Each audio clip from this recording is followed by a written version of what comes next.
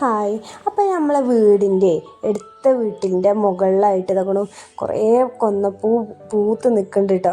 അപ്പോൾ കണ്ടപ്പോൾ നല്ല ഭംഗി. അപ്പോൾ ഞാനൊരു വീഡിയോ എടുത്താട്ടോ. അപ്പോൾ നാളെ ഇനി ഇക്കാൻ്റെ ഫ്രണ്ട്സുകളായിട്ട് ഒരു ചെറിയൊരു നോമ്പ് തുറ ഉണ്ട് കേട്ടോ.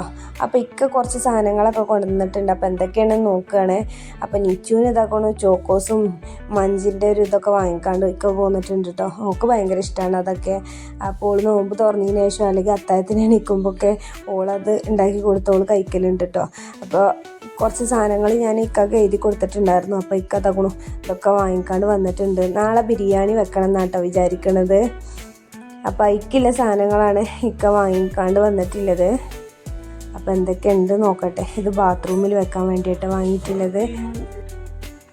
അപ്പോൾ 2 പെട്ടിപ്പാൽ വാങ്ങിയിട്ടുണ്ടായിരുന്നു, 2 പാക്കറ്റ് പാൽ വാങ്ങിയിട്ടുണ്ടായിരുന്നു കേട്ടോ, തരി ഉണ്ടാക്കാൻ വേണ്ടി. പിന്നെ ഇത് മല്ലിച്ചപ്പ്, പുതിന, കറിവേപ്പില അങ്ങനെയുള്ള സാധനങ്ങളൊക്കെയാണ് കേട്ടോ. പിന്നെ പച്ചക്കറി ഒരുവിധമൊക്കെ ഇവിടെ ഉണ്ട്. പിന്നെ ബിരിയാണിക്കുള്ള കുറച്ച് പച്ചക്കറിയാണ് ഞാൻ വാങ്ങാൻ പറഞ്ഞിട്ടുണ്ടായിരുന്നത്.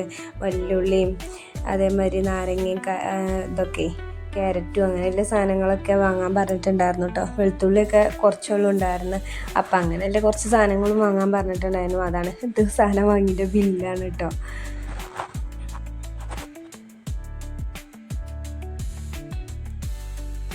ഇത് പിന്നെ കാടമുട്ടല്ല താറാമുട്ട.